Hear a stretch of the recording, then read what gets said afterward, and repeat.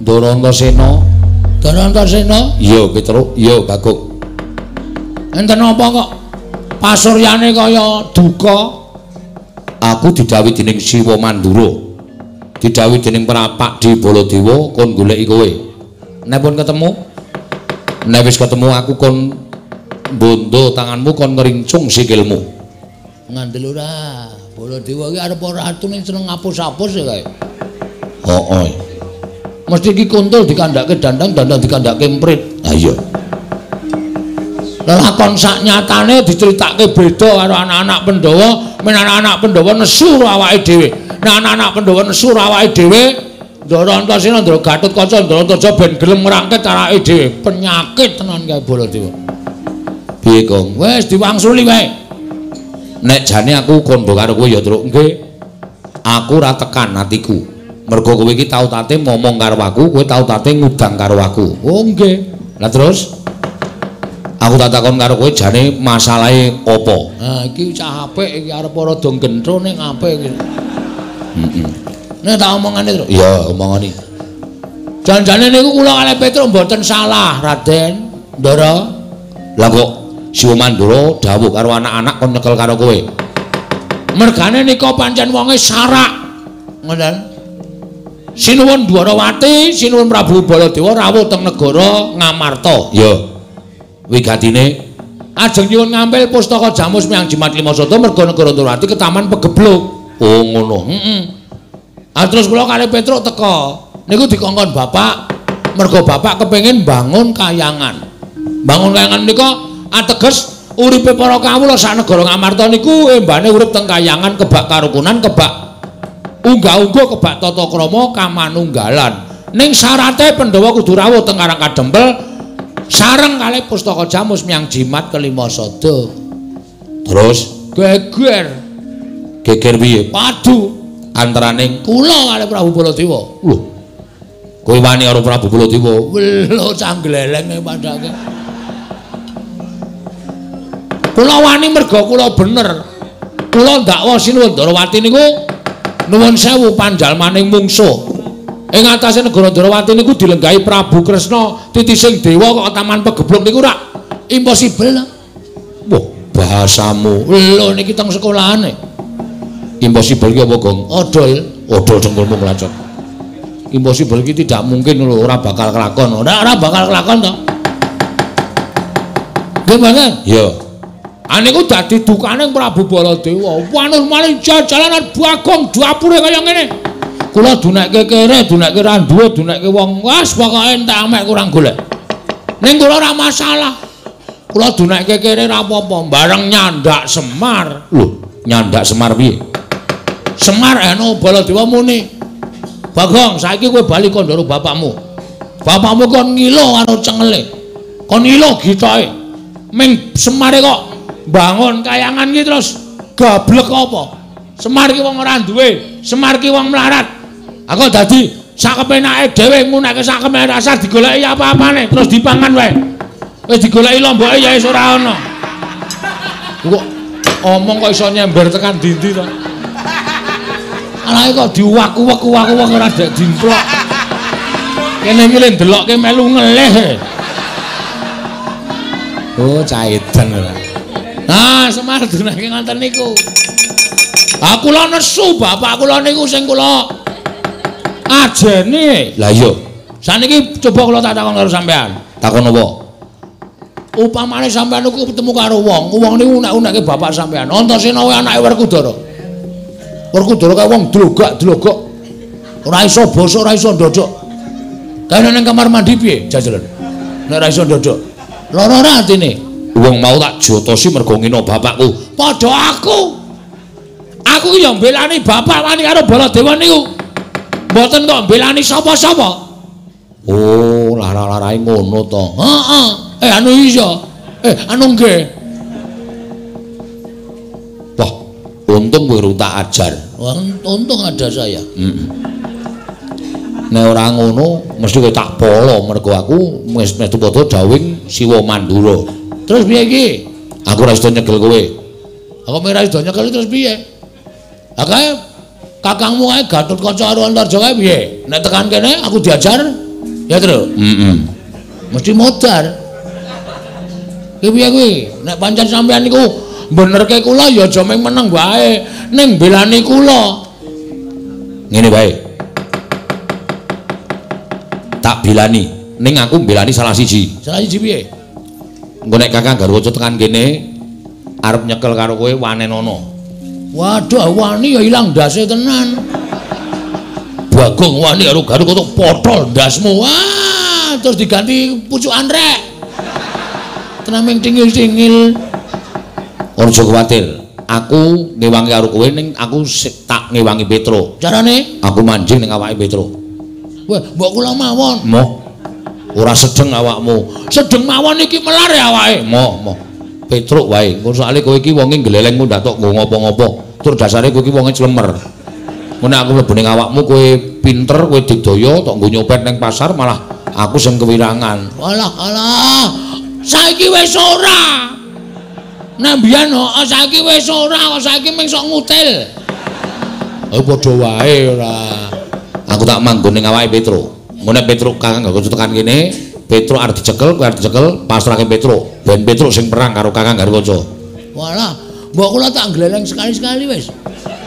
Mlebu teng mriki, ngono bleng manten kula dimong sampean mlebu teng awak kula, wah, kula gleleng. Moh, aku ndelok potonganmu ki wis ra seneng. Kowe soalé wong glelengku ndak tok nggo sing aneh-aneh. Punten, kowe mlebu mriki. Kok tak gleleng, yo. Walah, alah Tru, mbok yo. Aku ya, Tru. Lah, Ndurantasena karepean ning nggon aku kok. Kok aku Tru. Moh ya ben ning kene kok ya. Wah, kowe iki kula mawon, Tru. Moh. Awak kula anget. Ya men awak. Penak teng awak kula. Moh, aku tak ning awake Petro. Tru, nun ngamet ambegan. Petro sing ngamet ambegan udu kowe. Walah, Danu.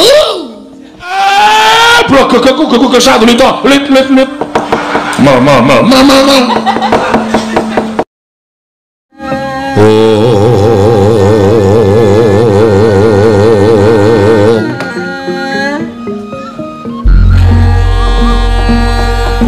Koko Prabu dereng ngantos paripurna anggen kula nampi sabda pangandika paduka Kanjeng Koko Prabu menika kadidene sowanipun Panakawan Petro.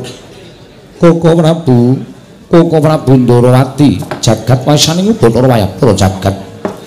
Yayi nadan dipun menapak-menapakno Petro menika taksih Panakawan negaring Amarta. Mila Petro sowan mbok menawi wonten wigatos tumunten ngatimbal menapa wigatosipun Petro sowan Yayi Prabu Ngamarta. Koko Prabu kasinggihan mekaten mugi kasekecakno anggen jengandika lenggah. Yayi Prabu sampun boten kirang prayogi.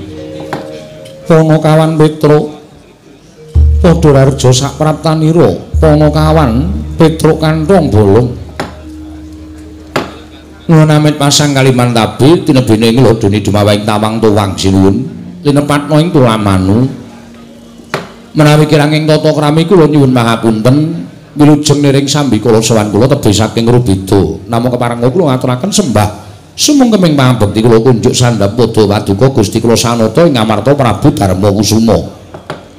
Yuya Panakawan Petro ndak tampa ora liwat pangestuku tampanana kula pundika jimat paripe dayan ing kasantosan karo sapa kali adik kula Bagong. Gong ora ngawur lho le omongan iki neng negara utawa neng kraton. Aku ki wis tuwa dadak tok weling terus wis ngerti empan papane. Ya syukur. Panakawan Bagong padha warja sak praptanira Panakawan tansah pinayunganing kawidadan ing sambi kala sowanipun ingkang abdipun Bagong ngersanipun Sinuwun Prabu Darma Kusuma kepareng kula ngaturaken sembah sumungkeming pangabekti kula kunjuk sandhap pepodo paduka Gusti kula ingkang Sinuwun Prabu Puntadewa. Iya Bagong ndak tampa pangestuku tampanana kula pun dinggo jimat paripe dayanana ing kasantosan sinuwun. Panakawan Petruk padha rarja pangestunipun Ndara Tresna wilujeng bekti kula kunjuk. Iya Petruk ndak tampa ora liwat pangestuku tampan ana nuli kula punika jimat paripun dayan ning kasantosan Ponokawan Bagong Padhararjo pangestunipun Ndara Kresna wilujeng bekti kula konjo sinuwun iya Bagong tak tampa pangestuku tampan ana nun inggih sanget anggen kawula mindadosaken jimat paripe Petro Kandung Bolong Padhararjo sapratamu sinuwun Mandura wilujeng bekti kula konjo nggih Den ya Petro tak tampa ora liwat pangestuku tampan ana nun inggih sangat anggen kawula mindadosaken jimat paripe Ponokawan Bagong Padhararjo sapratamu pangestunipun Ndara Baladewa wilujeng bekti kula konjo nggih sinuwun ya tak tampa pangestuku tampan ana nun inggih sanget anggen kawula dadosaken jimat paripe biasane kowe karo Sinuwun Mandura iki gelut sik iki kok ora ya ora kabeh ngono terus nganggo diselani lah iya Petro nun slamet tekamu wilujeng bekti kula konjo ya Petro tak tampa Bagong Padhararjo sapratamu Ndara Werkudara wilujeng bekti kula katur nggih Den ya tak tampa kowe nek tata caramu unggah-ungguh tata kramamu kaya ngono kuwi ora mantra-mantra wujuding Bagong nanging tak sawang kaya ngene paribasan nadyan ala nanging katon bagus ngece kok ngece piye wong genah kaya ngene kok disawang katon bagus iki nyawang nggo sedotan es apa piye ya kowe iki dialem kok ya mergo tata kramamu sing kaya ngono kuwi dialem wong iki mula ketok to Gong Ndara Werkudara ngalembono karo kowe nadyan ala rupane nek tata kramane ganep unggah-ungguhe ya kecekel kuwi wong padha ngurmati wis sandangane ora mingsra lethek ora nganggo tata krama njaluki rokok wah kuwi jenengane wong ora bakal diajeni wis tenan ndi-ndi iki aku arep saiki arep mulai ngono kuwi kok Tru ngono kuwi piye arep mulai njaluki udut wo malah aku ki nek diajeni malah kisruh pikirku lah iya wis kebaca dadi wong bebas Ponokawan Petro Padhararjo sapratamu wilujeng Den bekti kula nggih Ndara iya tak tampa Ponokawan Bagong Padhararjo sapratamu pangestunipun Ndara Janaka wilujeng bekti kula konjo nggih Den iya Bagong tak tampa pangestuku tampan ana Ponokawan Petro wonten dawuh sinuwun ana wigati apa dene jeneng kira sowan ana ngarsaning ingsun yen to pancen duwe wigati mara gage matur marang panjenenganing ingsun Ponokawan apa saka karepmu dhewe apa dinuta dening bapakmu Semar ha nika ngaten sawane kula menika mboten saking pikajengan kula piyambak namung kula menika dapur dipun utus dening Bapak Semar bapakmu Semar utusan nglawan sira nggih sababe apa kok utusan nglawan atmajane nuwun sewu sampun wonten setunggal candra nika bapak nika kaya wong masuk angin ning boten lara kaya wong pikirane kebak ning jane bapak niku nuwun sewu sing dipikir niku ya apa iya begogok enten ngajeng omah mboten purun napa-napa ming meneng mawon nek bengi ya ora gelem mlebu omah ming kemul sarung tetep begogok teng ngarep griyane bapak monggo-monggo pedhak dicaosi unjukan mboten diunjuk caosi daharan mboten dipun dahar iya Ponokawan nggih lah kahanan ing konten kaya ngomong niku ndadekake kuwatir kula gareng kalih Bagong tumuli kula sowan ngersanipun bapak Pak jane eneng apa to Pak nek bapakku duwe kepinginan bapakku duwe kekarepan mbok ngendika karo anak-anak mergo anak-anak iki rumangsane mbiyen isih cilik dikula-wentah karo bapak mula saiki gandeng anak-anake wedo mentas kuwi duwe kewajiban ngomong karo wong tuwa nuruti apa kekarepaning wong tuwa bareng kula matur kaya ngoten niku bapak niku terus gelem dehem terus gelem ngendikane bapakmu kepiye ngene le jane aku ki meneng bae iki ora kok mikir kahananku dhewe ora aku duwe penjaluk apa-apa duwe pengenan apa-apa ku ya ora wong nyatane aku ku ya wis tuwa arep ngopo to wong tuwa kuwi ning ngerti ya bapakmu ki duwe kewajiban dadi pamomong tumraping para pepundhenmu Pandhawa bapakmu iki tukang ngomong pepundhenmu Pandhawa Negara Ngamarta kuwi biyen negara sing kondhang kawenang-menang. Negara ingkang kondhang panjang punjung pasir wukir lo jinawi gemah ripakarta tata raharja.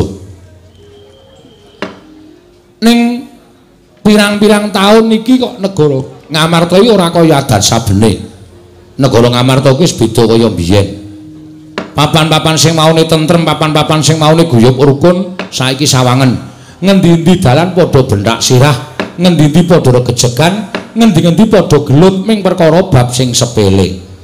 Mongko papan-papan panembah ora padha diparani, sing dipaparani papan-papan maksiat. Tak anggap yen to kawula sak negara Ngamarta kuwi wis padha krisis moral. Krisis moral. Nggih. Kuwi apa, Petro? Oh iya lali aku. Biasanya aku ngomong karo piyai-piyai terpelajar. Lah iki nalindra, mongko nalindra wayang, ayo krisis moral ora ngerti. Krisis kemanusiaan.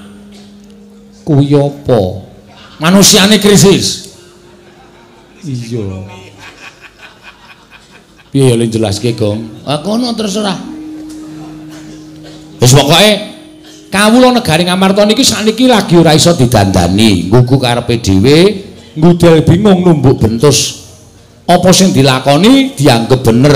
Mongko ora gagas bener kuwi enten pirang-pirang, bener sejak benere dhewe, benering bebrayan lan bener sejati. Cobi wonten pundi-pundi papan negari Ngamarta menika mung perkara bab ingkang sepele wekasan dadi gawe. Mung perkara bab sing maune iso dirembuk sarana bedamen, nyatane dadi regejegan dadi peperangan. Niku negari Ngamarta. Lah, Ngamarta sing kaya ngene iki nek ora tak dandani, Truk, iki negara kuwi bakal remuk bubuk dadi rempon. Mula aku diniat bangun kayangan. Lah, kula kaget. Kena ngopo kaget? Lah nggih to. Om bapak niku wong sekeng, wong ora duwe, bapak niku wong melarat, bapak niku mung nuwun sewu gedibal.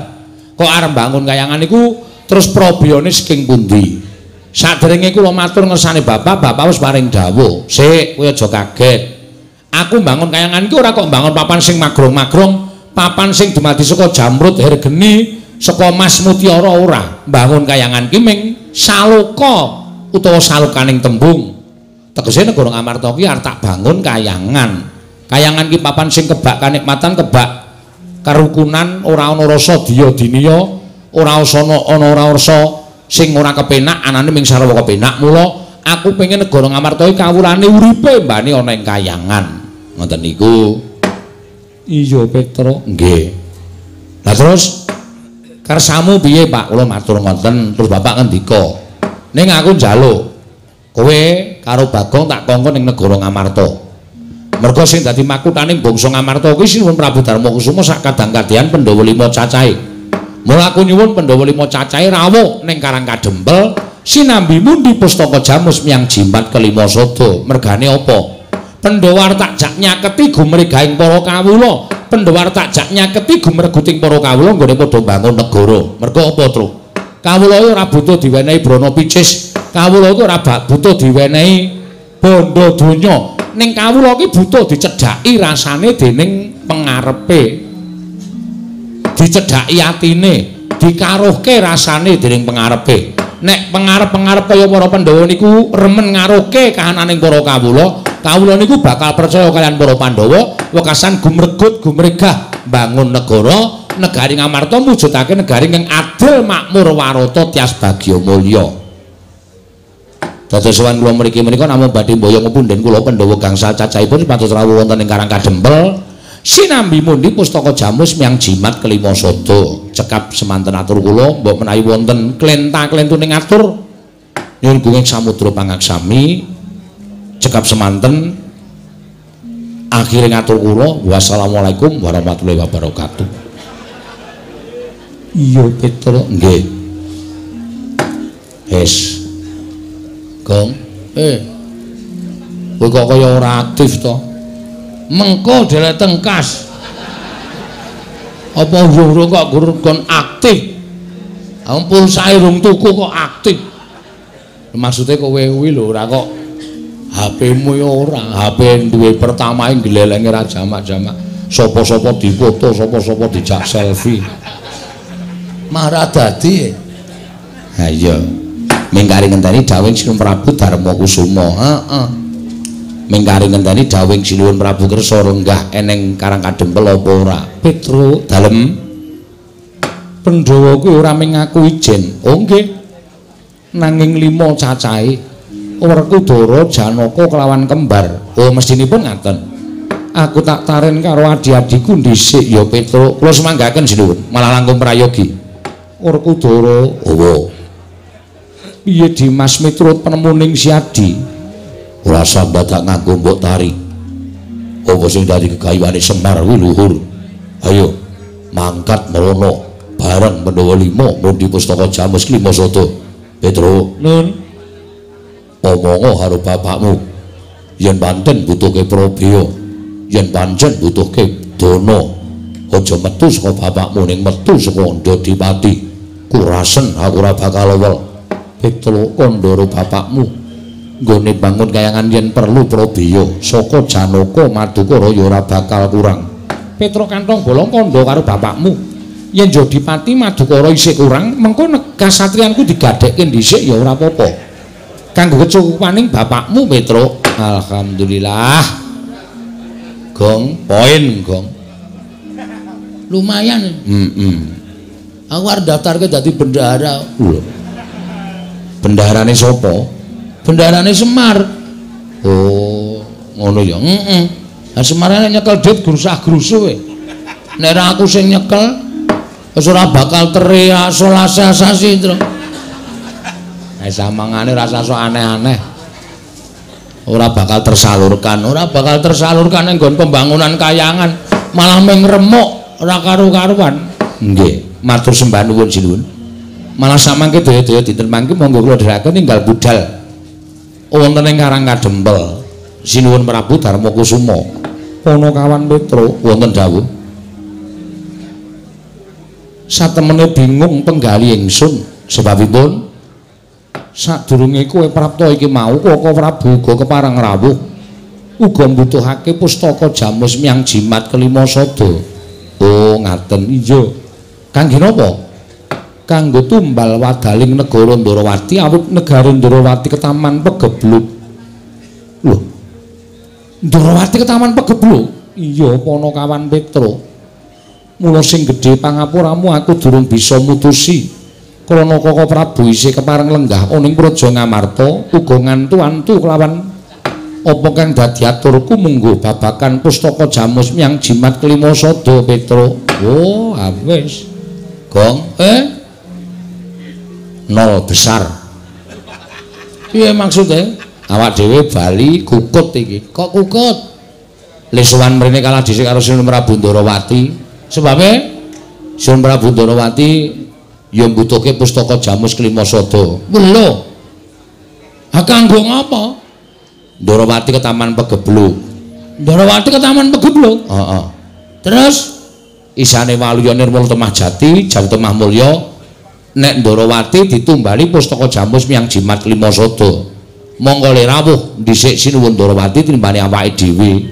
Ngamarta ki peraturane iki antri kok.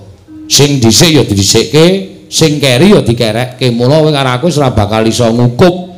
Wis kalah star karo Sinuwun Ndarawati. Yo le mulih yo. Sik. Kok sik piye? Kowe terus piye kowe? Aku ora iso matur apa-apa, wis entek pikiranku. Sinuwun Prabu Darma Kusuma paring dawuh Petruk kowe kalah dhisik karo Sinuwun Prabu Ndarawati. Uga mbutuhke pustaka Jamus Kelima Sada. Mula sing gedhe pangapuramu ya Petruk modar wis ora iso piye-piye. Mulih seneni bapak. Kowe duwe ide ora, Gong? Hah? Kowe duwe ide ora? Duwe ning ideku ki engko kisra. Piye wani ora? Lah ya aja iki ning raton. Ah nek kowe ora wani ya mulih. Nek kowe wani aku tak maju pindah. Lemu tengok kono, kowe nang mburi kene aku tak matur. Ning kira-kira engko piye? Kedadiane piye? Ya ketoke kedadiane geger. Wong aku ki wong ngawur soalé truk. Ning ngawurku landasane siji lho. Apa? Bener meng kuwi tok. Nek landasanku ora bener aku wegah kon gegeran ki mah. Ning nek landasanku bener, wah lah mbok bumi walik watu tak lakoni. Ya coba saiki kowe maju kene. Aku tak ganti ning mburi. Heeh. Ngene. Ya, wah. Ngati-ati lho, Le. Wis tenang wae, wis tak pikir apa kae. Kowe pokoke ngasuh tengok kono. Heeh. Midhangetke pidatoku. Oh iya. Ora kaya kowe tledhak-tledhok ning ngrampungi karya. Mono kawan Bagong arep matur apa? Lho namung dados wakilipun Petro kok sinuwun. Iya. Kula ajeng nyuwun prisa. Sinuwun Ndarawati rawuh mriki wau ajeng napa? Nyuwun ngambil pustaka Jamus Klimasada. Kagem Dinggo tumbal negara Ndarawati. Sebabe Ndarawati kenging napa? Kena pagebluk. Stop. Cekap semanten mawon kula tak mangsuli nggih. Iya Bagong wangsulana. Siji. Panjenengan percaya Ndarawati ke taman pagebluk? Mesine percaya Koko Prabu kuwi kadangku sepuh. Arepa kadang tuwa iki nuwun sewu. Iso lho ngapusi. Dasarmu apa kok kowe wan matur kaya mengkono? Ngaten, dasar kula mang penggalih. Bener apa ora? Pagebluk utawi winastan welaking Jawata menika adalah wah, kok aja nganggo adalah barang. Ayo aku sok anu ya. Nun sewu nggih, basa kula campur-campur sing penting cetha ditampa. Iya ora apa-apa. Nika mujudaken paukumanipun para dewa ingkang tumanduk dhateng titahipun. Paukumanipun Gusti ingkang diparingke titahe. Apa ta sebabe kok ke taman pagebluk? Merga wewengkon kono menungsane wis ora iso didandani. Kon manembah ya ora gelem, kon tumindak apik ya ora gelem, anane mung tumindak ala, anane mung tumindak jahat. Niku Gusti mesti paring hukuman kagem wewengkon mriku, saengga wewengkon mriku dipun sebat ke taman pagebluk. Iya bener. Nggih. Terus saniki sampeyan kula aturi menggalih. Jagat niki negara pundi sing ratune jahat? Prabu Dasamuka nika arep ampuh dikaya ngapa ning ludes keles tanpa sisa mungsuh Prabu Ramawijaya. Niku tegese Prabu Ramawijaya niku dadi utusane ngadil menehi hukuman kagem Prabu Dasamuka sak wadya balane sak rakyate. Iya. Ngastina niku sing dadi ratu Prabu Duryudana. Niku ratu jahat, Kurawa niku angkara murka. Niku ora ke taman pagebluk, ayem-ayem mawon, tentrem-tentrem mawon. Terus saniki panjenengan penggalih. Ndarawati apa bedane karo Ngastina? Bedane apa Bagong? Weh, lha iki piye ta iki kok takon terus? Aku asline cerdas ming sok gaya ta, Tru? Ah iya. Bedane Ndarawati kali Ngastina, nek Ngastina niku ratune jahat sing kudune entuk pagebluk. Nek Ndarawati niku ratune ratu sing dititisi dewa. Teng jagat menika sing ngagem asma Sri Bathara menika mung loro. Siji Sri Bathara Bagong. Mantil jasmu. Sri Bathara Ramawijaya, angka loro Sri Bathara Kresna. Ta? Niku ratu sing ketitisan Sang Hyang Bathara Wisnu. Lah, sapa ta Wisnu? Wisnu niku dewa ingkang tukang nentremke jagat, dewa sing gede kewajiban memayu ayuning jagat. Niku Bathara Wisnu. Nah, pertanyaannya, iki nek ora ngene iki ra jelas ya, Tru. Ah iya. Ora apa-apa. Ngastina sing dadi ratu-ratu jahat ora ke taman pagebluk kok Ndarawati sing dititisi Sang Hyang Bathara Wisnu kok negarane ke taman pagebluk. Niku perlu dicek dulu. Sampun ngantos sampean kelintu. Ah saklajengipun Pustaka Jamus Klimasada niku panggesanganipun para Pandhawa. Pustaka Jamus Klimasada menika panguripane para Pandhawa. Ora kok Pandhawa tok. Ning rakyat Ngamarta niku ya padha gumantung karo Pustaka Jamus Klimasada. Pustaka Jamus Klimasada ajeng diparingke Sinuwun Prabu Ndarawati mung dienggo tumbal. Mongko dienggo tumbal niku apik-apike mung dipendhem. Nek dipendhem niku ora iso bali. Nek ra iso bali, Pandhawa kelangan pustaka Jamus Klima Sada. Nek Pandhawa kelangan pustaka Jamus Klima Sada, wong sing ora seneng karo para Pandhawa arep gawe kapitunaning Pandhawa, angel mijet wae ngranti suwe banyu sinaring. Nggih mboten? Iya Bagong. Nah, mulai dipenggalih. Ampun grusah-grusu. Terus saniki Semar. Semar niku mbutuhke pustaka Jamus Klima Sada bareng kalian para Pandhawa. Berarti Pandhawa mboten pisah kalian pustaka Jamus Klima Sada. Omongan sing tirik-tirik kula omongke menika garis bawahi benang merahipun inggih menika Ratu Ndarawati. Nuwun sewu, sing ratu ketitisan dewa kok negarane ketaman pegebluk niku menimbulkan sawijining sasawenge no. Sabar. Aku ki arep Indonesia apa Jawa? Jawa wayang kok Indonesia. Mujudaken nuwaken satunggiling pitakonan. Apa bener Ndarawati ketaman pegebluk? Angka loro sing perlu dipun garis ngandhapi. Nggih. Garis ngandhapi. Garis bawah iki nek basa Jawa garis ngandhapi to. Oh iya. Sing perlu dipun garis ngandhapi nuwun sewu lho. Nuwun sewu niki mboten ngarani. Ya nek niki kresna tenan. Nek dudu wis kebacut maringke pustaka Jamus Klima Sada, wis kebacut maringake pustaka percaya karo Suwun Prabu Ndarawati, jebule dudu kresna tenan. Lah, panjal maning mungsuh sing mung kepengin gawe kapitunaning para Pandhawa. Pandhawa ora ngerti pustaka Jamus Klima Sada ilang, Pandhawa ora ndek kekuatan. Lah, wong sing ora seneng karo Pandhawa arep gawe kapitunaning Pandhawa, angel mijet wae ngranti. Ayo. Piye? Piye kok meneng wae? Lho, iki karo ratu kok jope kok meneng wae ora. Pripun? Cocok mboten omongan kula. Kula niku waton gelem omong, gelem matur, ning kula anggere duwe waton. Nek ora duwe waton ya kula ora bakal gelem matur, ngoten. Nek niki panjal maning mungsuh, pustaka wis kebacut digawa, lek arep goleki nendi, lek arep ngelarah nendi. Ah, ngrekoso. Wis, Kurawa krungu, Pandhawa kelangan pustaka Jamus Klima Sada. Kurawa tumindak elek, Pandhawa kesia-sia. Kasangsaning Pandhawa ngembet kawula sak negara Ngamarta. Kawula uripe wis ora tentrem, digawe bubrah merga sampeyan nuwun sewu kirang lantip panggraitane, kirang cetha paningale, nyawang dhateng sinten kemawon sinuwun.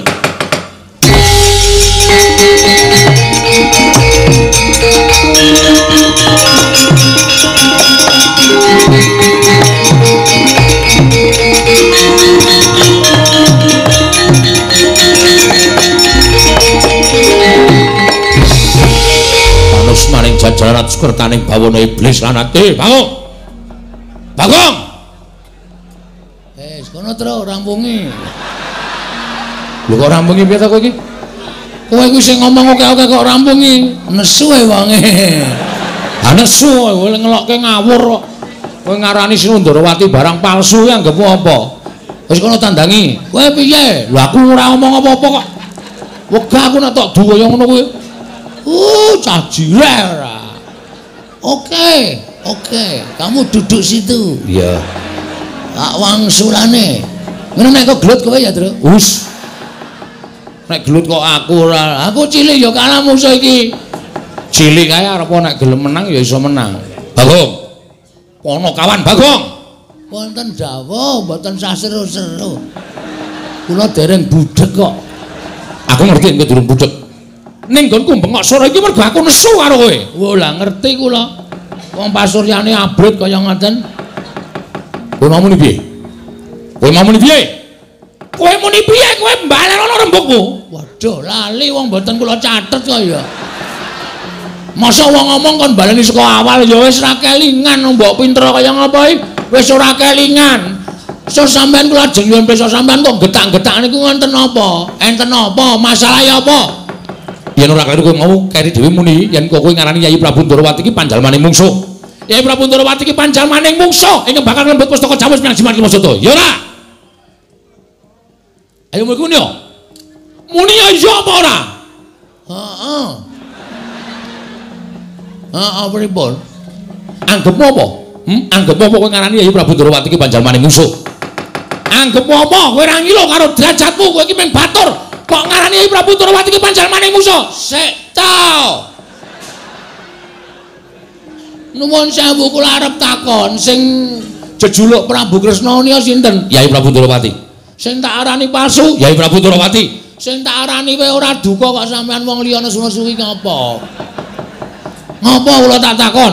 Yayi Prabu Ndrawati ki adhiku. Kuwi kadangku Taruna, wis ngerti. Terus karep sampean piye? Aku ora trima. Tantrimaning Baladewa kowe kudu nampa panghukuman. Lho, ora luput kok dihukum. Cangkemmu sing luput. Iki pancen cangkem elek kok iku. Gong kowe iki pola gawemu iki marai nesu lho kowe. Kowe mbok ora konyol kaya ngono kuwi lho. Truk cangkeme. Atuhnya lho kowe. Nang sekolahan kok omongane saru. Konyol. Oh. Tak kira lambene Bagong ora. Terus nek sampeyan ajeng duka sampeyan ajeng napa? Aku ora nrimake. Kowe bali, kowe minggat. Kowe aja pisan-pisan ngayunake pustaka Jamus Miang Jimat Liwasada. Nuwun sewu sinuwun. Sampeyan ya daya, kula ya daya. Sesama daya niku dilarang mendahului.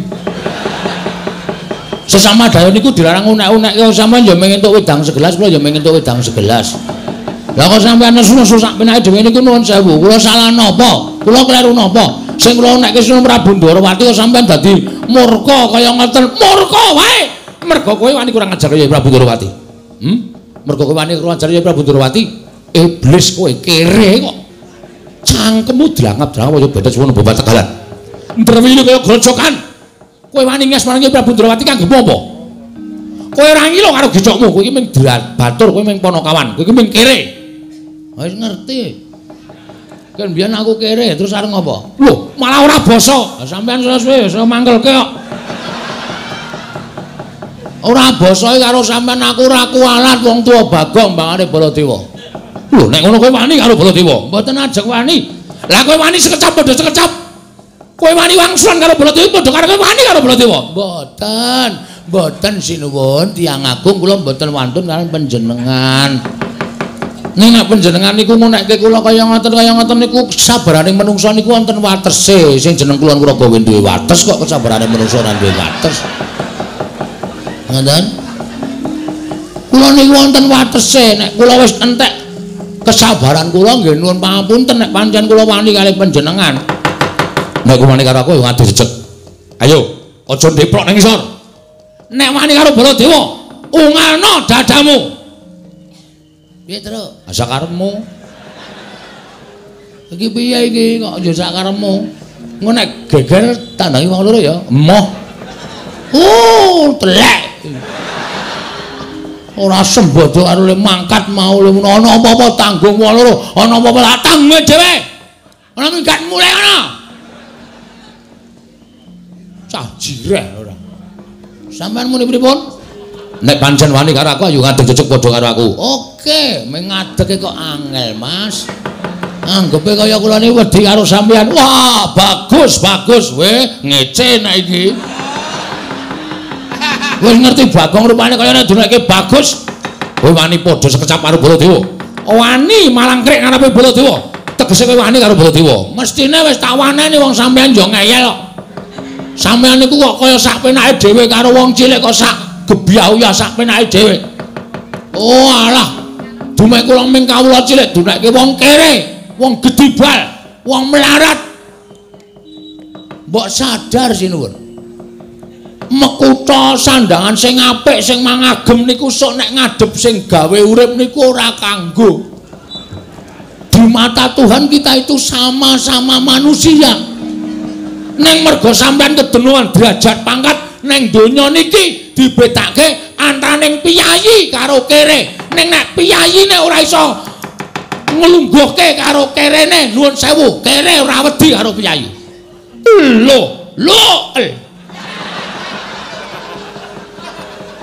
Lho nek ngono kowe wani karo aku. Ah, iki nang kene iki. Suwijining piyai sing ora tau iso dielekke iki ya ngene iki, dielekke malah ngono kuwi wani karo aku. Mbok aja ngono to, sinuwun sampean ki sadar. Sampean ki eling. Ngono, sampean ki niku mbiyen jaman arep nyalon dadi Prabu Baladewa mbiyen mbok yo eling teko ning nggon aku ngekeki duit 155 tahun niku njur gaglakan apa kula tak takon. Bagong iki kowe kudu nyoblos aku. Aku golekno wong 40. Petro aku golekno wong 55. Semar aku golekno wong 45. Kaya ngono kok sampean ra kelingan. Saniki bareng lenggah dampar negara Mandura gedangkrang sila tumpang. Sampean karo wong-wong sing dadekke sampean sia-sia. Aja dianggep ming rakyat cilik ning kula ngedukke sampean ora nganti 3 kedheping netra. Wah sogok gogrok saka kursi sampean. Muni ae saiki. Suwe-suwe dinengke kok arep wani. Ngerti Bagong wetenge lara ket sore mau kok malah gawe masalah. Aku nek nesu ngene iki ora ngerti lara, ora nganti wong anggere ana panganan mari. Kok nekat anggere panganan mau mari.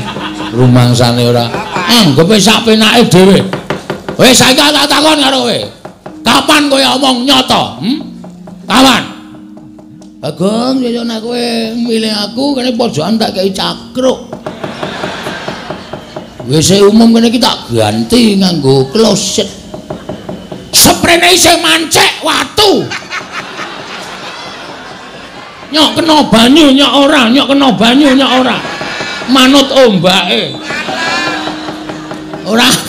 Ora terrealisasi babar blas. Manusia macam apa kan? Wah, aku malah suwe tratapan Gong. Arep dadi apa kowe engko nek omonganmu kaya ngono kuwi. Nyo. Satu sono ngegrab minggat kono. Lho kok digawe decal kon ngegrab. Kowe iki ngisru-ngisru ya, Tru.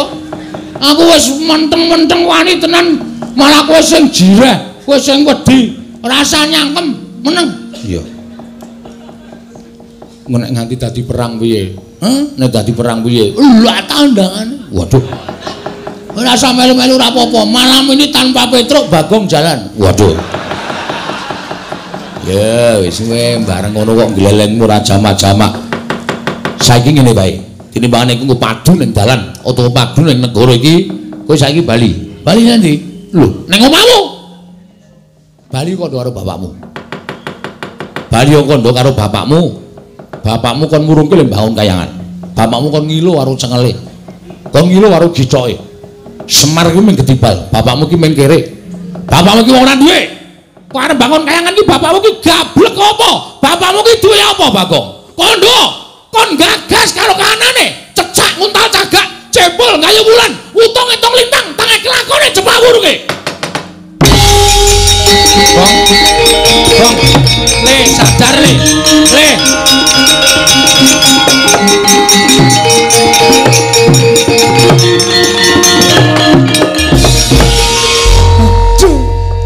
Sinuwun Mandura dadak ngrasani bapak. Wingenane ana wong nglirik bapak kowe dipecel ndase karo bapak. Le Gong. Sabar Gong. Gong ora malang kerik ngono kuwi, Gong. Gong iki nang negara le, sabar kok ndak kriwikan dadi grojokan, geguyon dadi tangisan. Udus kowe.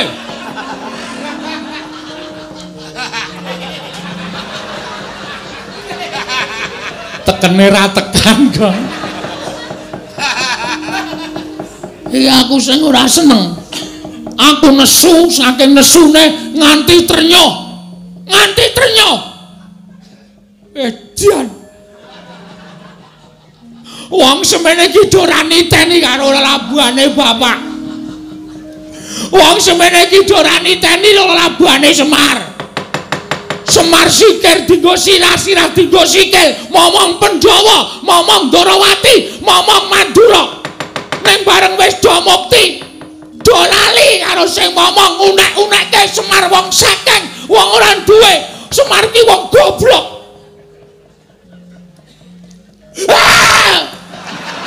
Ngapa iki kamu? Saking kesune.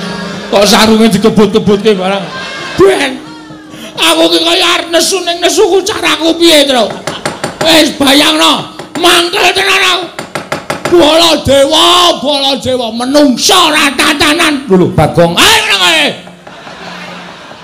Nek wis nyenggol bapak iki wis beda perkarane. Nek aku tok nyek ora masalah. Nek ganjeng kowe wis kece karo bapak. Sedungo bathuk senyari bumi. Nadan namung sedungo jembaring bathuk. Nadan namung sanyari jembaring bumi. Tatotai pecating nyawa blabaring ludi. Lho, weh lah malah menteleng matane. Matamu iki. Bong kuwi ratu ben ra urusan. Lho kowe wani karo Baladewa sing tak wedeni apamu? Ora minggat. Ayo, saiki tak gawe sayembara perang. Tak gawe sayembara perang. Sapa sing cilik gedene saka kadetane Baladewa menang goyong pustaka Jamus Jimat Limasada. Piye omongmu mau? Piye le omong mau? Sapa sing cilik gedene saka kadetane Baladewa menang goyong pustaka Jamus Limasada. Lho. Nantang aku kowe. Yo, oke. Nanti bapane wong Bandayuda. Kowe iso nglangkai batange Petruk gawanen pustaka Jamus Limasada.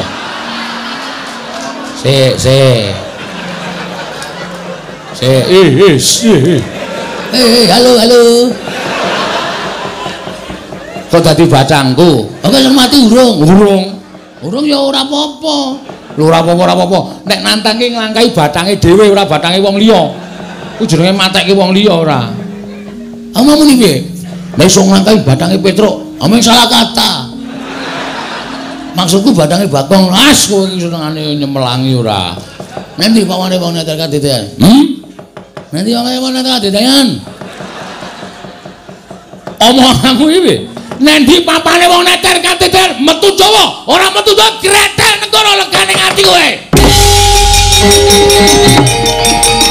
Yo!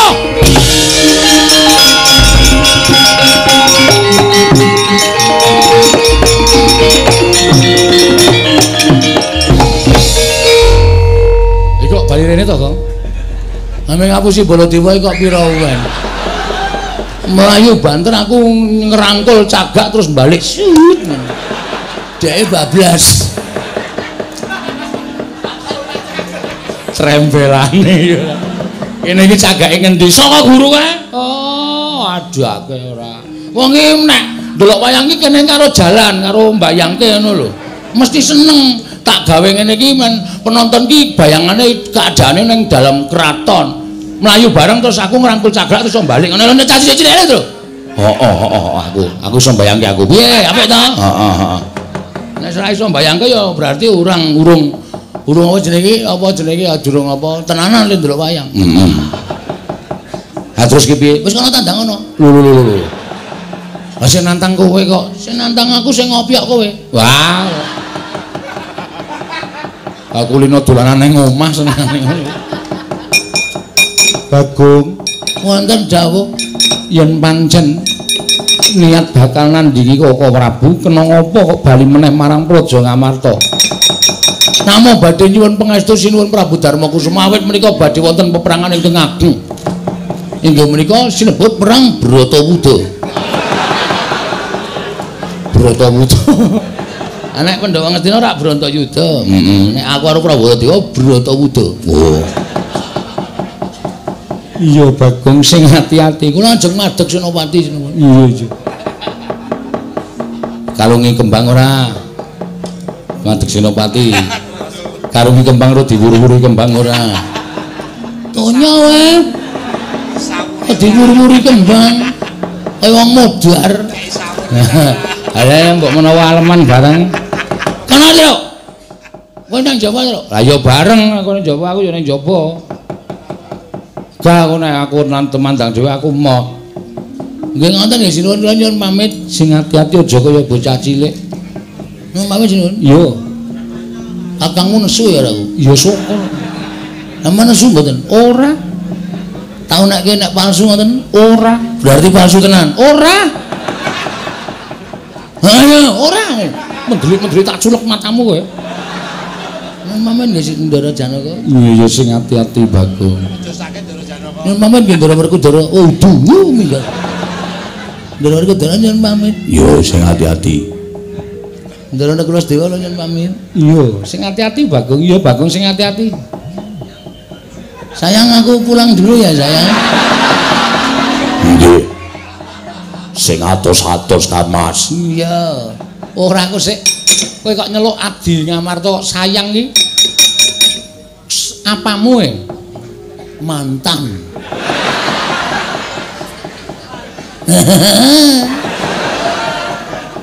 Kula sapa teng gubuk asmara niku kali niki. Wong edan ora. Pareng nyuwun pamit sinuwun, sing ati-ati aja kaya bocah cilik Panakawan Petruk.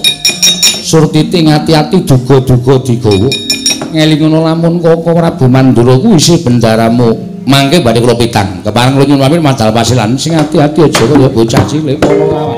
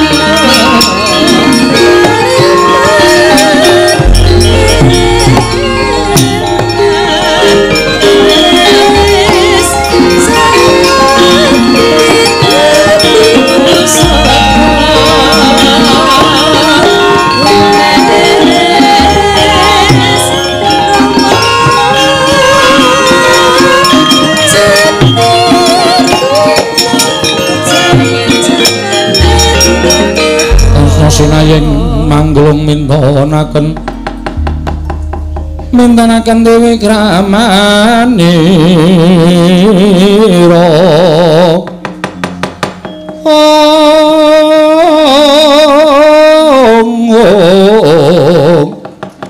kang mitraning asta ning asta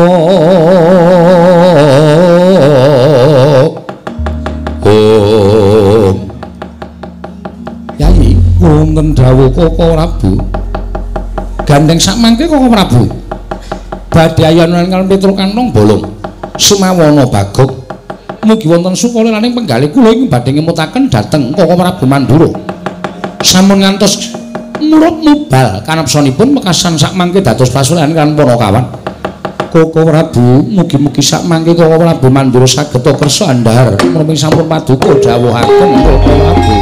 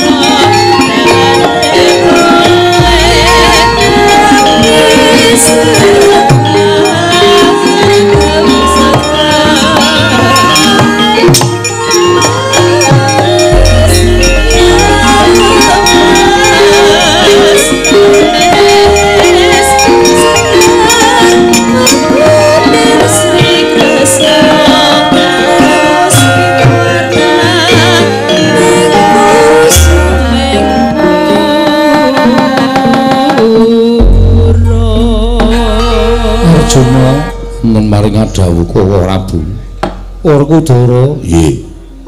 Siadi matura munggo sapa ingkang bakal ndak paringi pustaka Jamus krana kakarone padha-padha abote. Koko Prabu Ndarawati kelawan Semar lamun ingsun timbang kabeh sak traju lan sak bobot. Wah, aku percaya marang kabijaksananing barep kakangku. Lan aku percaya kelawan ingkang mbok temtokake bakal mbok paringake kelawan Semar apa Kresna kuwi kabeh ana purbawasesaning barep kakangku. Koko Prabu menapa mboten langkung mrayogi menawi paduka tumuli minggah wonten ing sanggar pelanggatan lajeng minta dhateng Sing Gusti ngakarya jagat samangke sepados pikantuk wenganing Jawata. Koko Prabu Dimas kadangipun ngakang ya iku luwih prayoga mekaten. Koko Prabu kamangkono Werkudara budhal kang padha sibuk jeneng ingsun arsa kundur ngedaton. Yo ngestake dawuh Kaya wis ora ana dawuh maneh Dimas kadangipun ngakang purna gatining waranggilan sanadya sautun kedaton jruk saking dampar kesemakin apit gambaran gading kadhelaken sangganing Palomban Cedi manggung ketanggung Jaka Palororo ingkang sami ngampil patraning prabon kawis tinggal saking Mandura tindaknya Sri Nararata lamun katinon saking Mandura kaya tansah jejengkaran tindaknya Sri Nararata wau. Paripurna sang nata asami astantu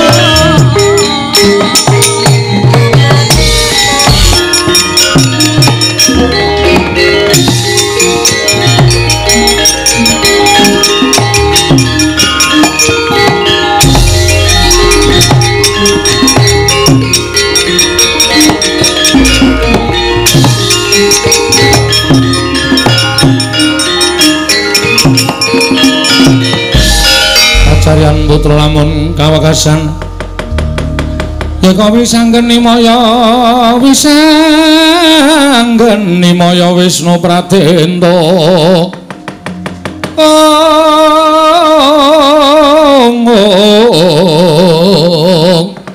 wisanggeni maya Wisnu Pratenda gong kok sing maju kok dudu Sinuwun Mandura sapa anak-anak Pandhawa ora pangling kae Ndara Gatotkaca Ndara Antarja Ndara Antasena sajae didhawuhi karo Sinuwun Mandura yen awake dhewe dianggep luput tumrap negara Ngamarta wis rasa susah rasa sedih aku sing mau wani nandingi anak-anak Pandhawa tak lakonane Tru wani ngopo wedi pokoke nganggo tekan kene rembugan sing apik-apik nek ora kena dijak rembugan apa boleh buat lah iya awak dhewe wong cilik ora kena didak-idak sak teruse wong cilik landesane bener sapa wae sikat Truk ya manut karo kowe kok heeh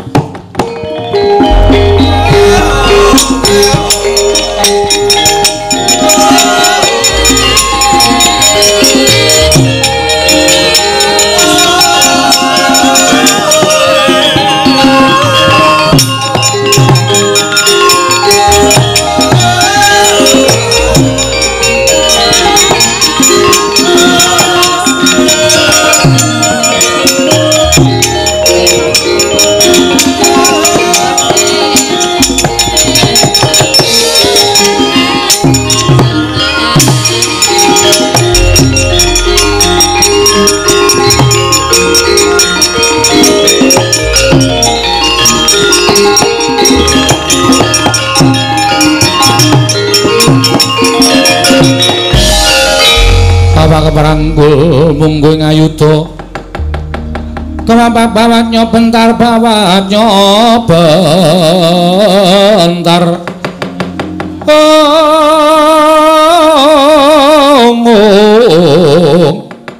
kebabaknya munggu ngalogo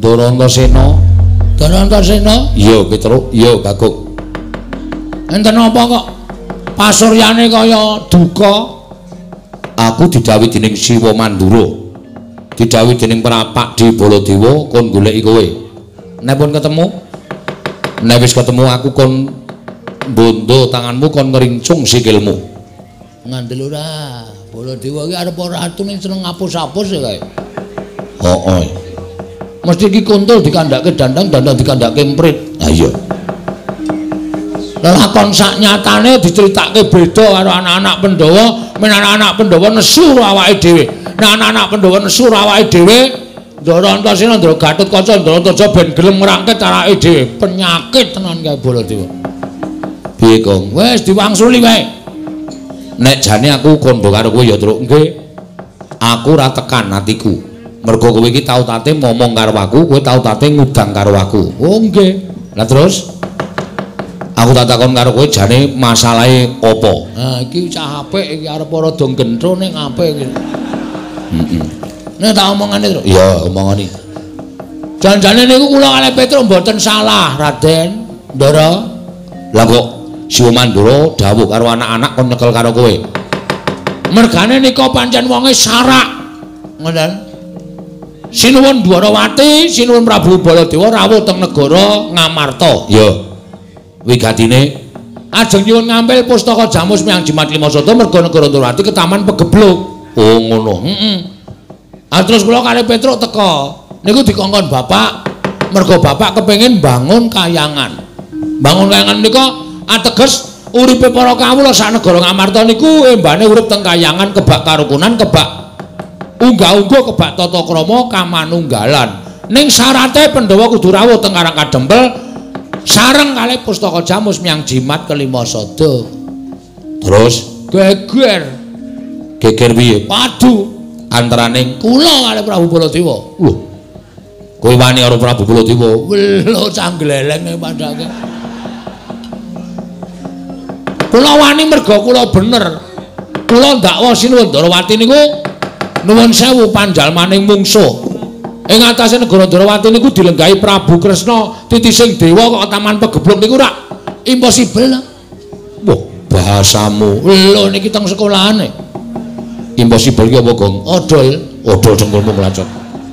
Impossible ki tidak mungkin lho, ora bakal kelakon. Ora bakal kelakon to. Nggih, Bangen? Ya.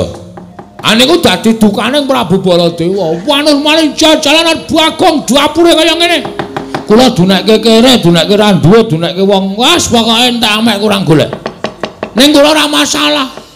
Kula dunekke kere ora apa-apa, bareng nyandak Semar. Lho, nyandak Semar piye? Semar eno Baladewa muni. Bagong, saiki kowe bali kandhara bapakmu. Bapakmu kon ngilo karo cengele. Kon ngilo gitoke. Ming Semare kok bangun kayangan iki terus gablek apa? Semar ki wong ora duwe, Semar ki wong melarat. Aku dadi sakepenake dhewe ngunekke sakepenake rasa digoleki apa-apane terus dipangan wae. Wis digoleki lomboke ya wis ora ana. Kok omong kok iso nyember tekan dindi to. Alae kok diuwak-uwak ora dek dimplok. Kene iki le ndelokke melu ngelih. Oh, cah edan ora. Nah, Semar dunake ngoten niku. Aku kula nesu bapak kula niku sing kula ajene. Lah iya. Saniki coba kula tak takon karo sampean. Takon apa? Upamane sampean niku ketemu karo wong niku unek-unekke bapak sampean. Antasena wae anake Werkudara.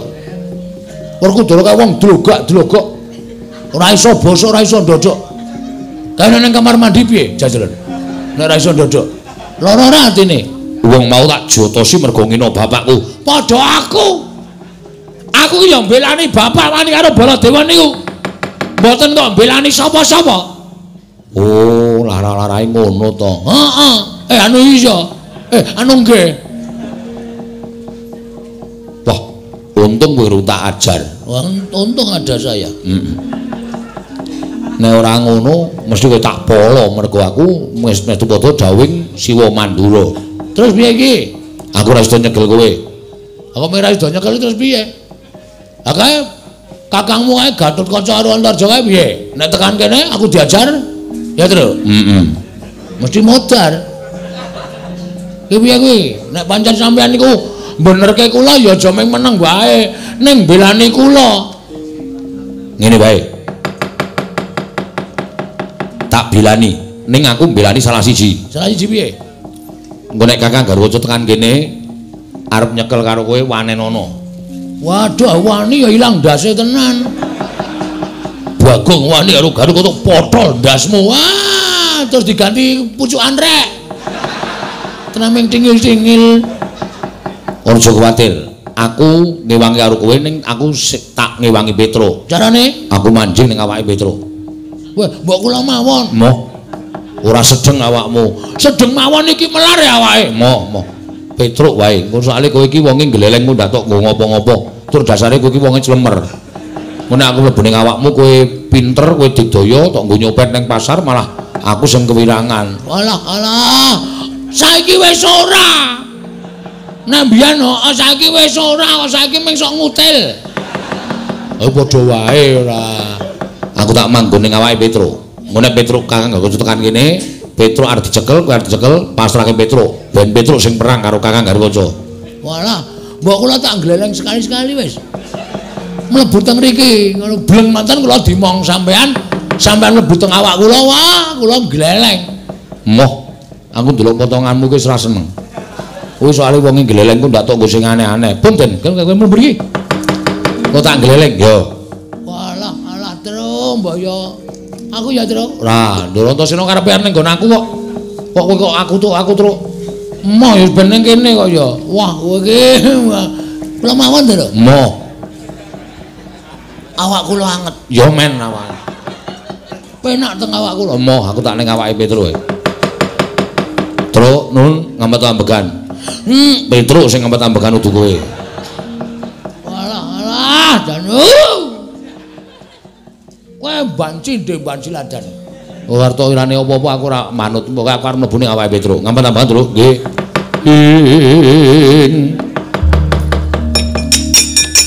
Titi prani mangan anong kari jotho Mbak lumembak lamun mambeng lero mbak ing samudra hang. Oh. Kok ya iso maslep ngono ya, Tru? Ah ya Ndara Antasena iki ayambo kok, Tru. Nun. Wis kowe nek wis tak nggoni ngene iki kowe ngopo-ngopo iso kelakon, tur kowe dadi satriya digdaya. Kowe dipateni ra iso mati, dilarani ora ngrasake lara. Wah, dem gleleng tenan iki cah. Terus kula iso napa mawon? Iso ambles bumi, iso mabur sakarepmu saka dayaku. Weh. Ding dang ding dang ding. Mudara. Ora iri to, ora iri apa? Kudune iso kabeh ya iso kabeh. Antos sendok. Antos sendok ki boros kaya bakmi ya gelem. Kaya go goreng ya entek. Iya, unek-unek Ndara Antasena ning ndro awakku ora krungu. Wis ben. Kula tak njajal ambles niki, Den. Yo, ambles ombi. Carane pripun? Ngampet-ambegan terus ngelikar. Ho! Wah.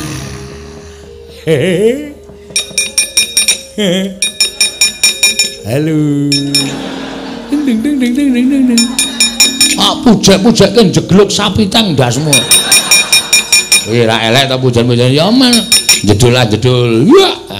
Nek mabur sikile gedruk lemah ping 3. Weh, gong. Kilo, gong. Wah, jian. Waduh. Wah, sip le liwat kos-kosan. Golek kamar mandi sing ora ana gendenge. Tolong difotoke, Tru. Fotoke dengkulmu ora. Wah, medun. Iya.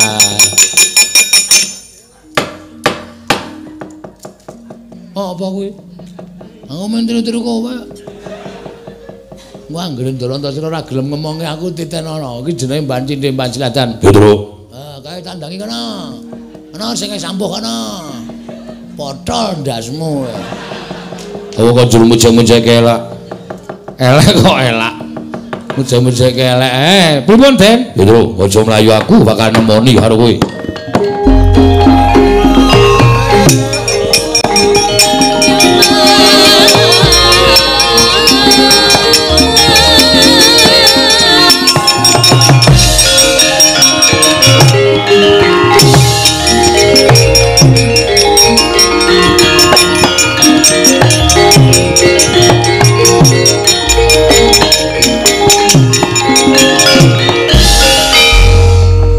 Kota tiang Gadut Kaca tinon mapak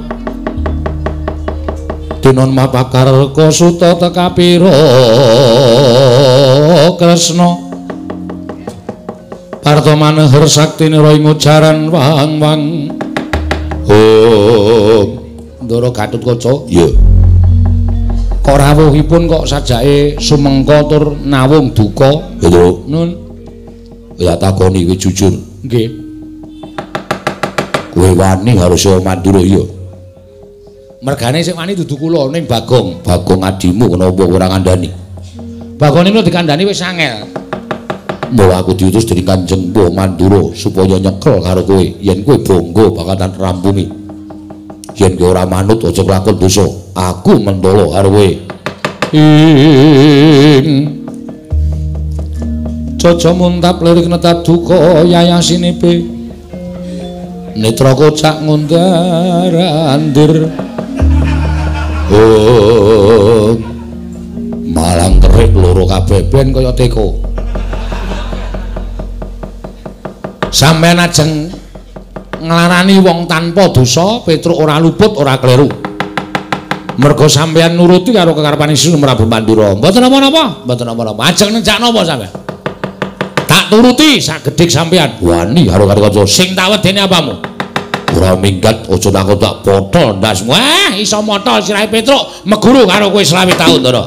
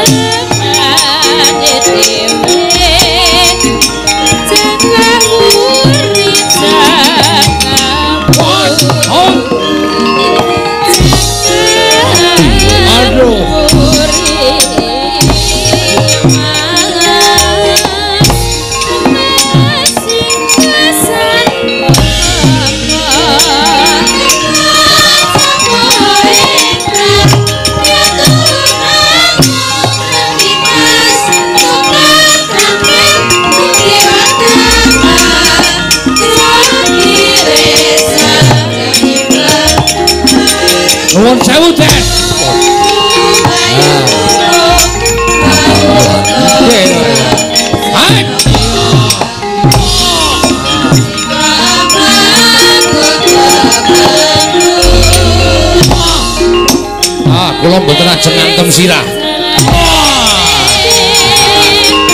Ora.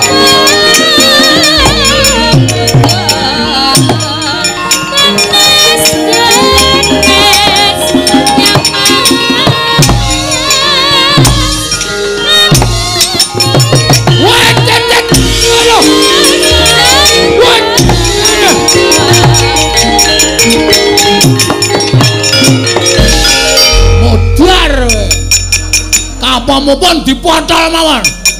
Glelenge ra jamak-jamak. Mampus kowe. Wis ora bakal iso glawat kowe. Ayo Sambato. Ajeng dinambahke Ndara. Potol sirahmu. Potol wae. Oh, anggap kowe apa? Pun dipotol mawon. Iki Kakang Bagong. Sengit aku. Glelenge ra jamak-jamak. Aduh mati kula Den Sambato. Aduh niki mboten kenceng-kenceng nyekeli niki ora kenceng-kenceng niki. Niki gurune mlintir niki. Ya wen. Tak bablaske tak plintir tugel kulumu. Pun derek mawon ajeng mang tugel. Mangane men diplintar-plintir ngene iki malah lara pedes. Pun ya ditugel. Mati ring aku. Pun monggo mang mateni mboten apa-apa.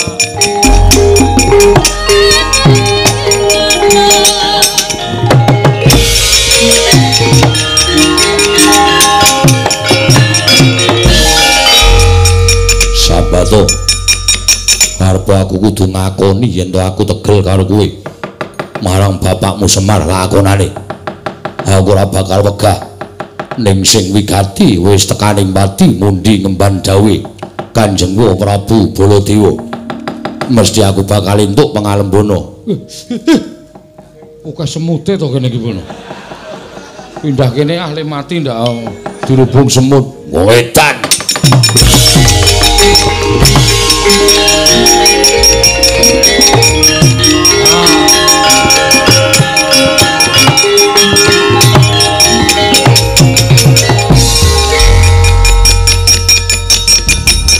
Iki ngopo iki? Den genti aku. Aku ya pengen pentas ya, Tru. Ayo pentas kok dadak aku doyok-doyok menang sang jero metu e. Ayo ta. Piye karepe ngopo? Genti aku ora petruk terus. Masa aku meng leren disen-isen karo masyarakat. Bagong gleleng ra iki kalah gleleng karo Petruk. Ning janji. Nggih. Ora ku gaya lho. Mboten. Ora kudu minta elek. Mboten. Ku anggere sapa pasar tak kentes ndasmu. Ora. Yakin sumpah. Tenan. Heeh. Ku anggere mboten saden kula mawon. Petruk, keplok watu ndasmu kok. Kowe iki ngopo ya ora? Ora arep dinggoni Ndara Antasena kok mboten samboten sam. Kowe iki ngopo e? Mbok gentinan. Ya. Wis ngampet-ampekan. Ning janji tenan lho. Heeh. Aja nggo minta elek. Ora sak mlebu ning awakmu. Ora tuku minta elek ajar dhewe iki. Panggere iki aku krasa itu minta elek ajar. Agak wis lan jeblok wetenge. Ora bengok-bengok to kok. Wah iki kene ngampet ket mau ora mlebu-mlebu. Mangkel aku. Goleki kok angel. Wis gak wis? Yo, ampet-ampekan. Wis tak mlebu ning awakmu.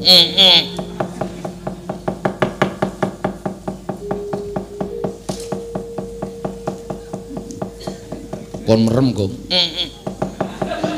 Aku tak mlebu ning awakmu ya, Gong. Nek aku mlebu ning awakmu, aja nggo dolanan lho. Nek nggo dolanan awas. Ngono wae ya, Gong. Mergo aku wegah nek kowe ndang gaya aku wegah, aja nggo sombong, aja nggo umuk. Ora. Wis tak mlebu ning awakmu ya, Gong.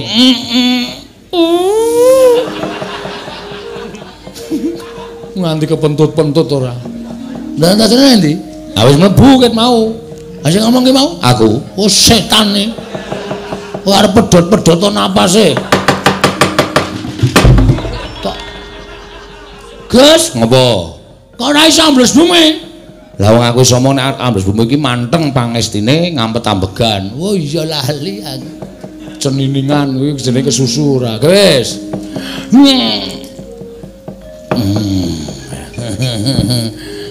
Gong, tak ajar lho kowe. Gong. Iki kok didesek. Kapok ora kowe. Ku tak antil tenan iki gong. Gong iki kok dibleseke sadodo iki lho. Gong, ayo kowe glelengo saiki. Oh ditenono kowe. Penyakit ora. Didumbulke saka ngisor. Kapok kowe. Gene jedul. Mabur.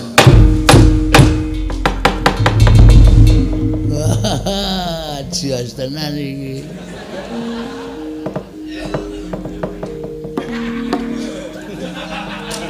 Grimes po ya. Kok tetes-tetes iki. Ah, setan to. Wanjal maning jajalanan tenan.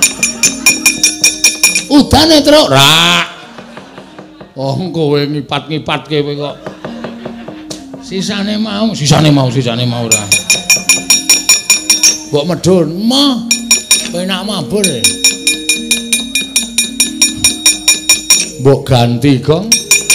Kowe tadus terus kali ning kali karo aku sesasi kepungkur kok sprene isih kuning. Ana diganti. Jiji ora, medhun. Dung jelek. Lho, ora nggo gleleng to. Men jajal kok gleleng.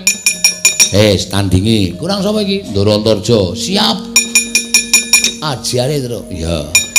Wah, tak ngaso genti aku. Kaya es tehku ora dombe lho. Ora. Kowe iso lancang es tehku barang dombe. Ayo, Amos Suramrata, Jaya Menata imbang yen padha-padha.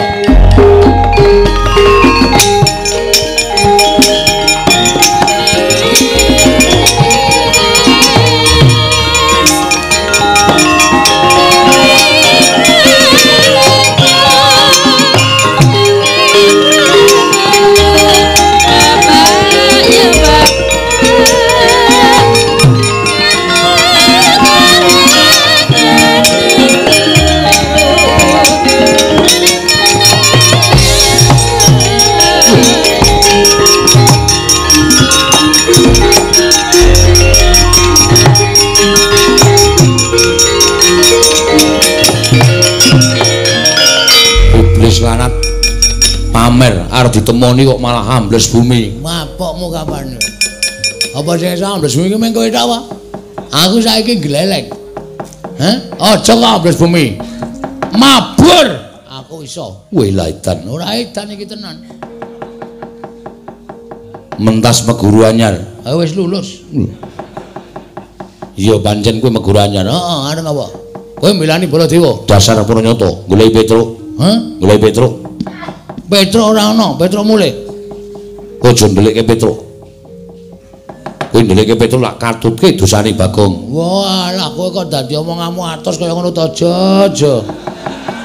Jo sapa? Jenengmu Antarja kok kon ngundang sapa? Kon ngundang Antar. Hah? Tundang Jaja nesu. Petruk wani karo Siwa Mandura, kowe ya wani karo wong Mandura. Manut tak bondo tak krincung sing tak rangket leboke Pakunjaran. Wah, kok le mayir. Rangket leboke Pakunjaran. Ora ngerti kadegdayane Bagong piye? Ora ngerti kapinterane Bagong apa piye? Sawangan, Jo. Sawangan. Deloken. Oh iya. Kuwi la edan. Ora edan iki nyata. Hah? Kon jedul, kon jedul. Mabur apa? Oke. Oh, piye? Kok nimblis apa piye? Rampung dening aku kowe.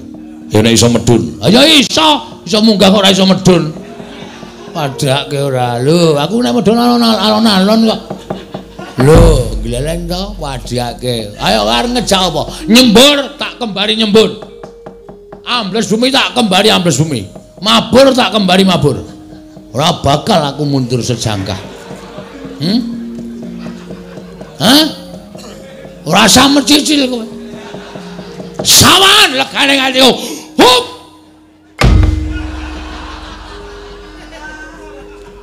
Kok wis ra mandi ya?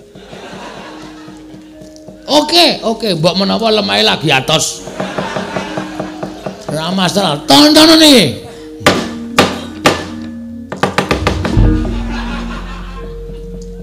Kok ora mandi kabeh ya? Ayo, harmoni piye? Harmoni piye? Wah, cilaka iki. Iki mesti Antarsena ngapusi aku iki. Wah, lane ora. Oh, ngandel ora.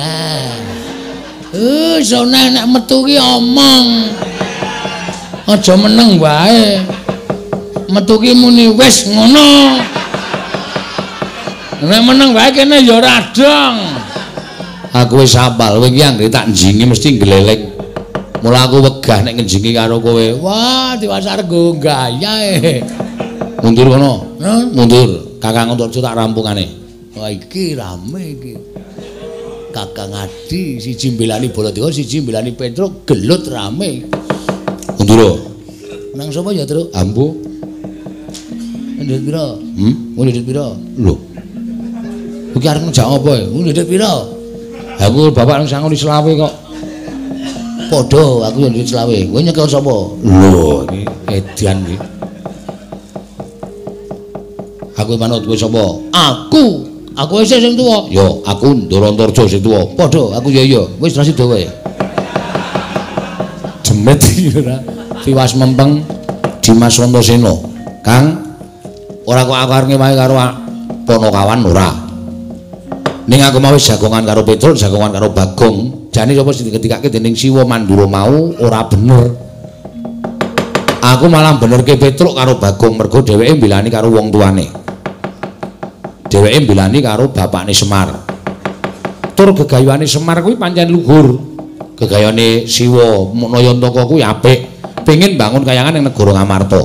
Mula nek Kakang tetep arep mbilani karo Siwa Mandura, mungsuhe udu Petruk karo Bagong ning aku.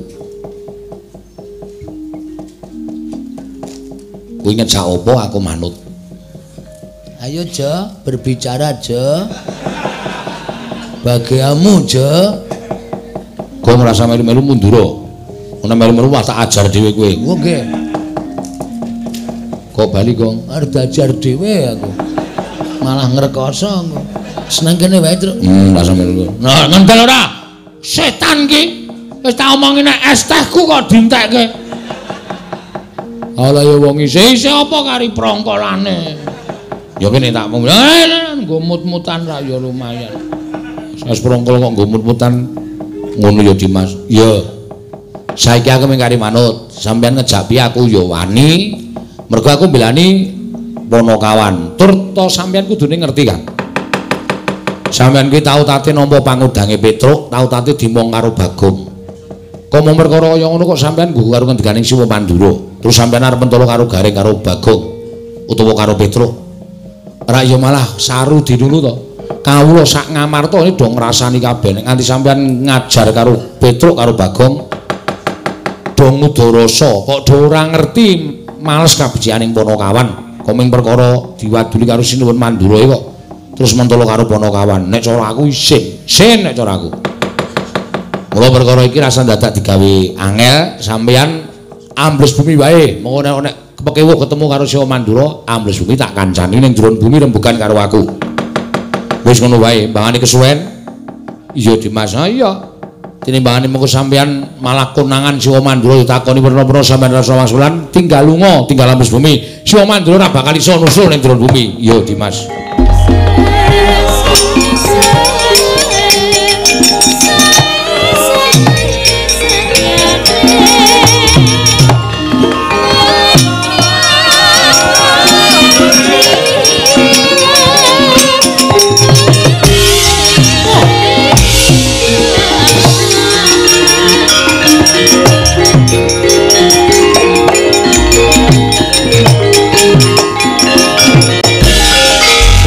Dewa Narpati Tuwinares swara Kresna kalangkung tresnanira marang Dyabanon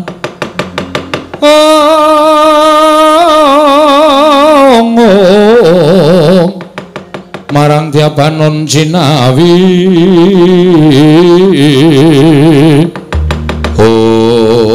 Wah, panusmaning jajalan surtaning bawana iblis lanat. Wah, Petro kantong bolongso ngewawake nata mantura Prabu Baladewa. Petro, Bagong ora bali saka negara Ngamarta, Grathel Nenggala Podaki Wumarat.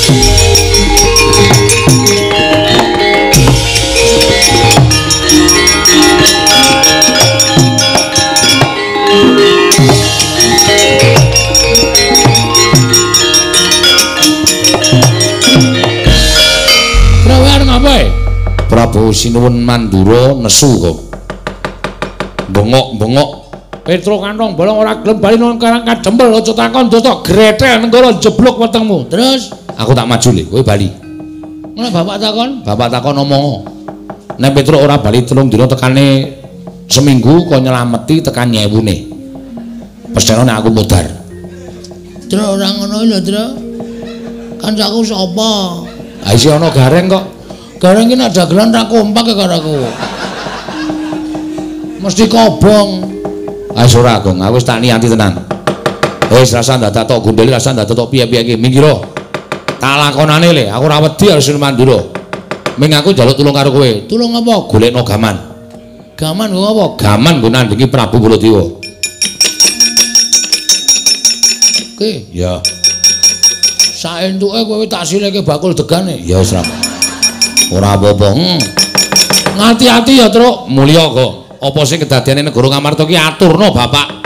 Aku percaya Bapak iso mene pepadang karo aku karo kowe. Ya, ning sing ngati-ati ayo. Amuk iki Petro kantong bolong legane.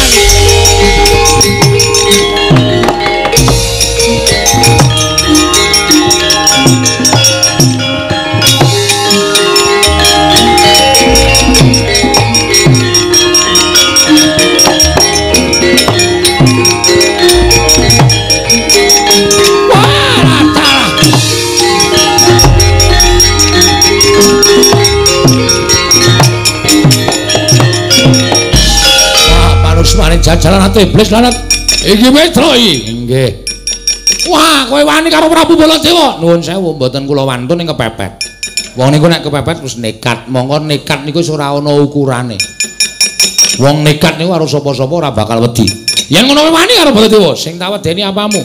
Ketiban Kyai Nenggala, Alugara iki pamunahing satu sekti tamake Gunung Jugruk Segara Asat. Wis, iku tau nggo nyolong degan ping 3 ra konangan.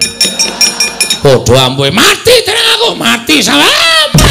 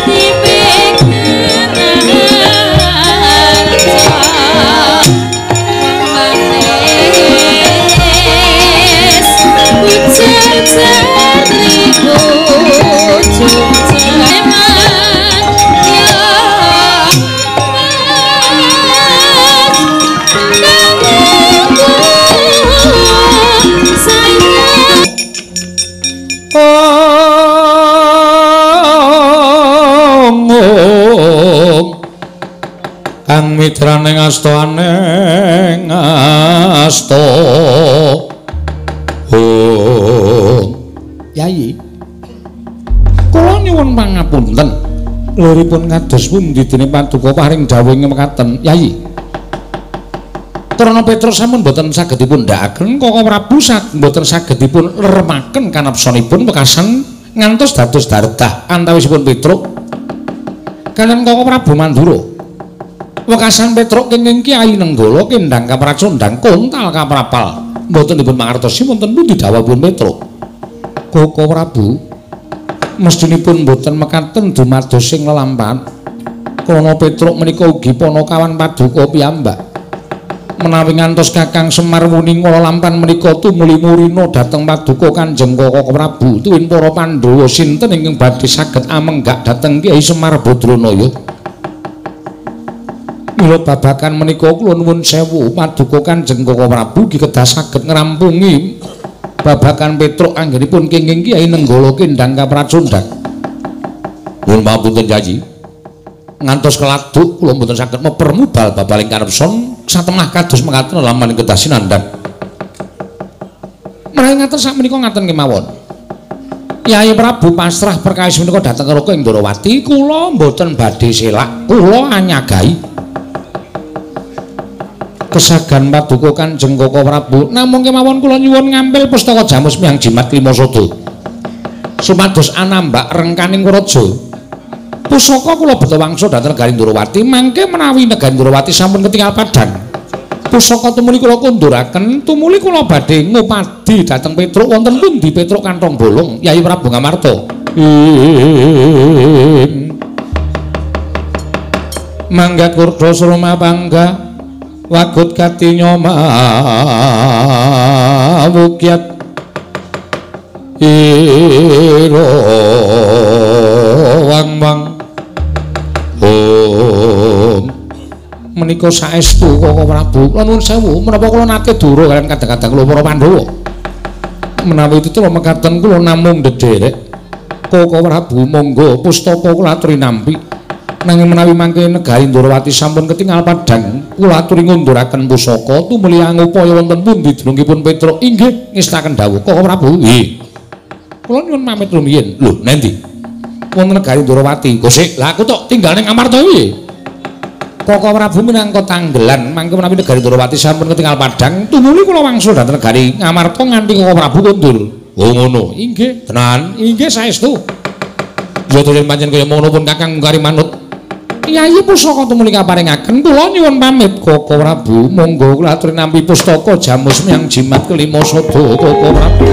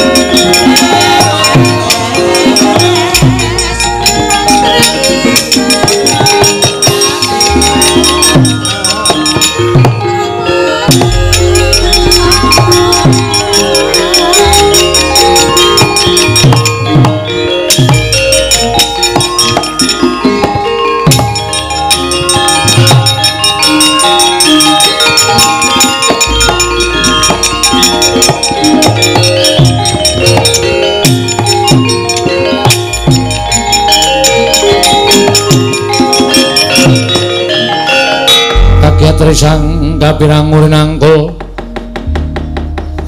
kinempet kempet dosang reknaning bawana.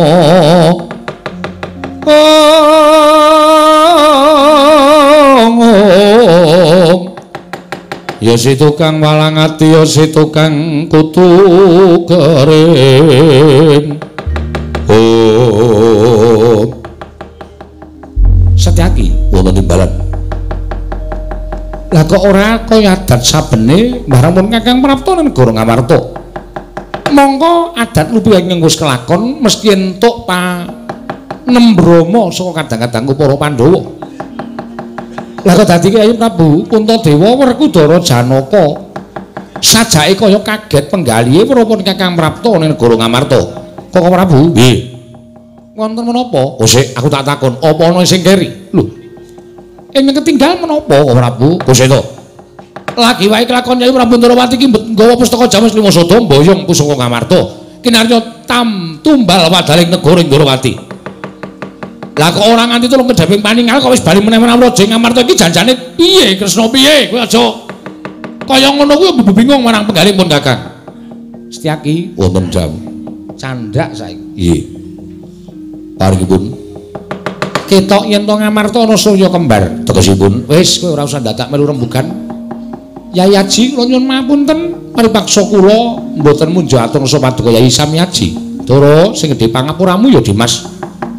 Pun Kakang ora ndangu lawan sira Yai Werkudara ya mung sing tak dangu adhiku Panengah Si Arjuna. Merga Wisnu kuwi binelah dadi loro. Ingkang separo mapanane Andana Tandrawati, ingkang separo momong marang jagating kadang-kadangku Si Arjuna. Mula Janaka karo Kresna kuwi loro ning atunggal, ing ora bakal bisa dipisahake. Kaya godhong suruh lumah kalawan kurepe yen dinulurse jero panin grigit tunggal rasane. Arjuna wonten dawuh. Mara gage sawangen. Sing nggawa pustaka Jamus Lima Sada kuwi pun Kakang apa dudu nanging aja nganggo netra lahir, nanging permana jati, netra batin. Sawangen. Kresna aku apa dudu Janaka? Koko Prabu ketiwasan Koko Prabu.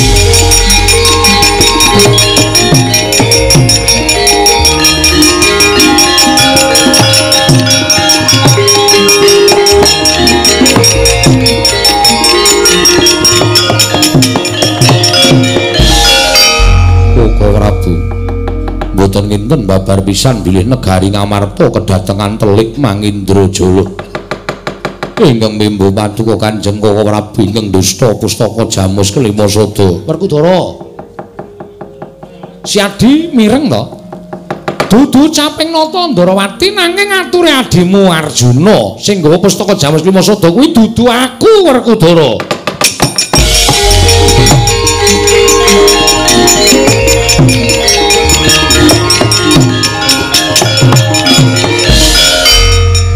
Nadyan sing guneman Janaka ngandhake sing boyong pusaka dudu Kresna.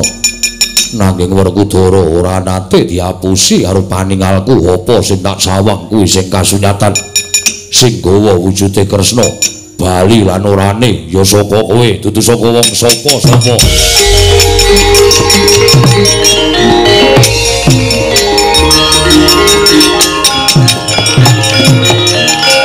Janaka mau guneman piye? Janaka mau guneman piye? Ingkang beta pustaka Jamus Lima Sada sanes kula nanging maling ingkang mimbana Tandrawati. Wah, setan las kuwi arepe dhewe. Yen perkarane kaya ngene iki bakal angel diudari.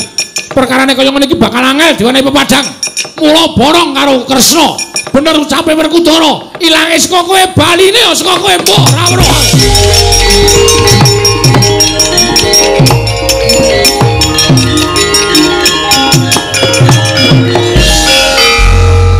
Setyaki wonten dawuh. Mengkari kowe, yo mbok ngunek-unekke aku sisan. Mboten Koko Prabu panjenengan nika semban kula. Arjuna Wonten maring adhawu. Mula Semar ki aja tok gagapi nganggone panu penggalih lahir, nanging nganggo batin ingkang jlimet lan memet merga Semar kuwi samar. Inggih. Semar nangis kuwi durung karuan yen to atine sedih, Semar guyu kuwi durung karuan yen to atine seneng. Mula ora iso digagapi nganggo naler lumrah. Inggih. Semar ngerti yen to negara Ngamarta bakal ana mendung kang dadi udan. Ingkang budidaya mayungi aja nganti udan mau tiba, nanging wis kebacut tiba. Arjuna wonten dawuh. Ayo tak kanthi ning Karang Kadempel. Nyuwun pangapura kelawan Semar Badranaya, sakreh dawuh Kyai Semar, kowe karo aku kudu wis tuwada. Swawi Koko Prabu kula dherekaken.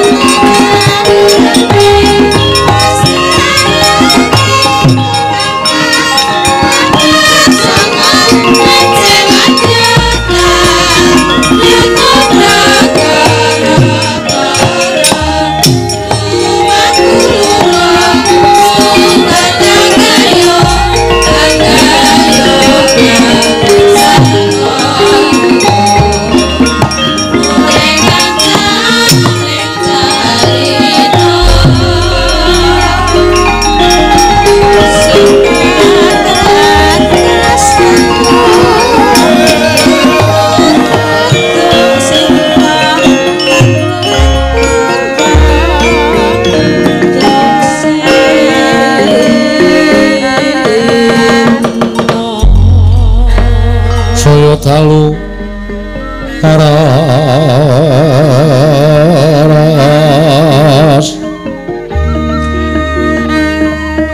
Abyor sorot lintang kanggo